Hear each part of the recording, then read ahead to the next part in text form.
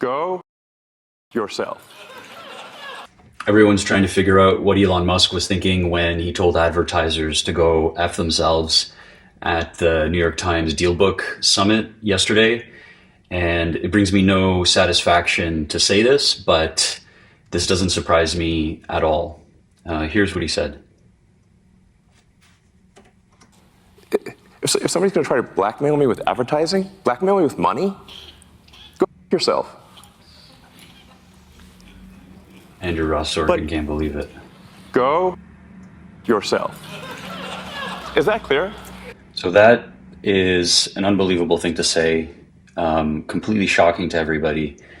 But I made a video a few months ago describing what I thought would happen with Elon Musk based on, some just understanding or sort of, armchair psychologist stuff that I was thinking through, based on what I know about him and what I studied about him. And my take, well, actually, I'll play my take just quickly here because I have it more or less handy.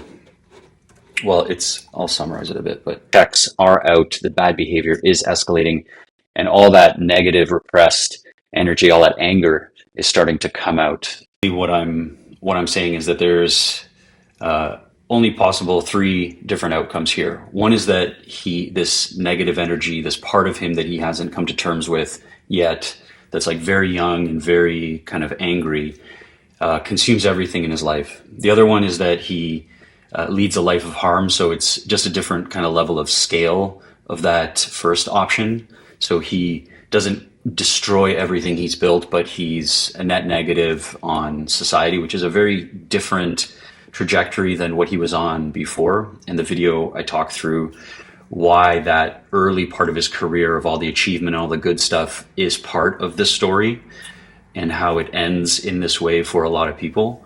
And the third one, which is very unlikely, is that he understands and he realizes what's happening, and he does the very difficult work to make sense of it and to overcome it.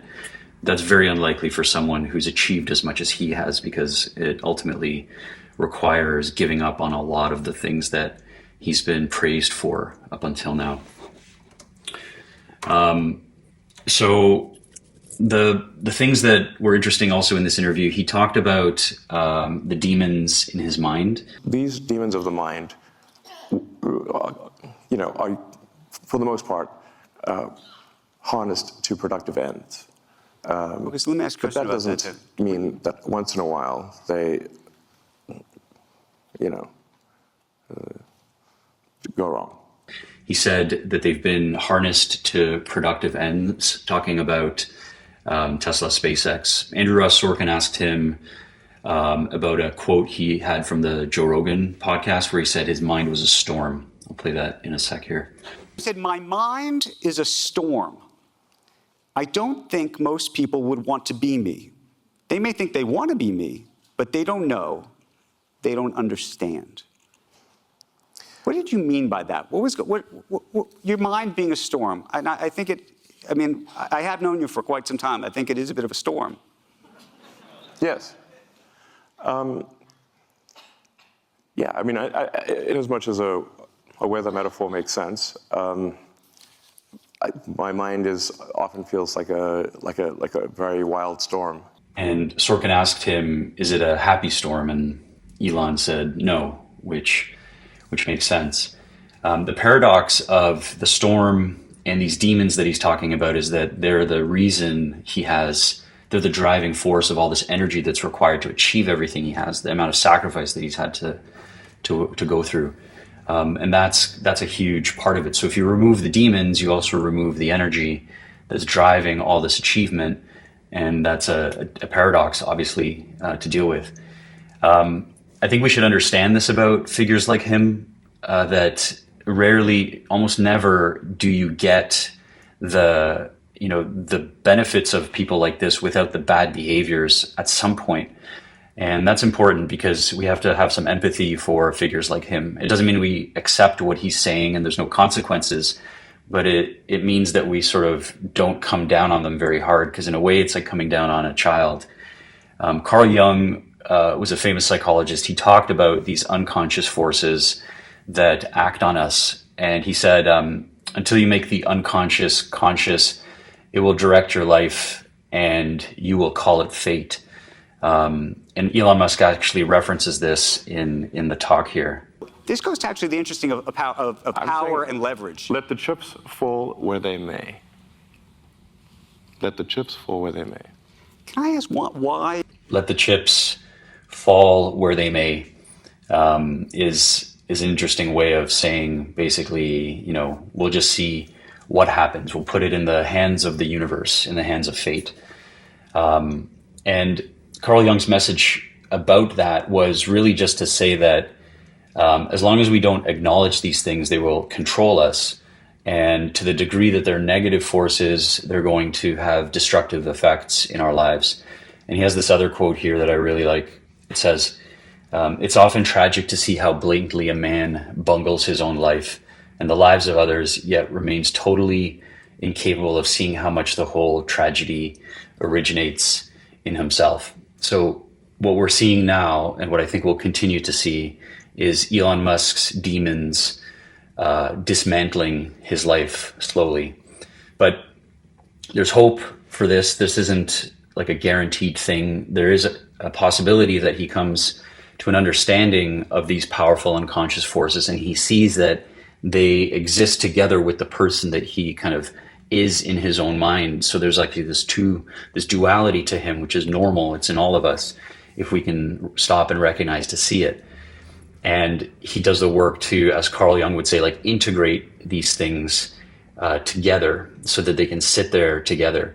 Because what these really are is a part of him that's been ignored and neglected, probably a child part of him that feels it needs to be heard. And like all children, they have very simplistic ways of getting attention, and it usually is done through causing trouble that the adults in their life can't ignore. So it's the child that told the advertisers to F off. It's the child that's posting controversial things and causing trouble on Twitter. It's the child who is suing people and causing harm as like a form of vengeance. So the child is often there acting in the world, but with adult tools. The kids, bully each other and fight on the schoolyard, but as adults, the child in us acts in the adult world with lawyers and drama like we're seeing with Elon right now. And we use words like demon or like what would possess him to do this, like these kind of otherworldly things, because it seems like the only way that we can explain these forces is to like attribute them to some kind of like strange, power that's beyond our understanding. And that makes sense because as a hyper rational and logical culture, we've lost the ability to and the vocabulary to talk about these kind of other forces that are inside us. We just think that the part that we can understand rationally is the only part of the world that exists. And that's to our detriment, because there's these parts of us that are still having real forces that that we don't understand how to make sense of. I loved, there was a quote, or not a quote, it's just something somebody said. It's like, even if you don't understand electricity, you can still get electrocuted. And it's a perfect example. You stick a fork in a socket, you'll get electrocuted. It doesn't matter if you know anything about what electricity is at all. And this is the same situation that we experience with these other parts of us that we just don't understand anymore as a culture. So I hope that Elon can pull through with this. I'll be cheering for him and sending him good vibes, because he is still the person that has achieved all these things. And there's still a great mind inside, and there's still somebody who can do incredible things. But to the degree that he can understand where all this like strange, surprising behavior is coming from, it'll continue to like wreck his life. And these things, that whole Dealbook Summit, a good chunk of it was talking about this thing he said, this post he made, and now he's apologizing, backpedaling. And so for sure there's like a part of him that is not understanding why he keeps getting into this situation. And he tends to blame it on the world. It's like, it's the mind virus, or it's, these kind of, anti whatever people, somebody is pushing back on him and is causing this trouble for him. But what it's in reality is it's himself that's causing that trouble. Anyway, just wanted to drop a thought in there because it connected to something that I was talking about earlier. And to me, it just makes perfect sense.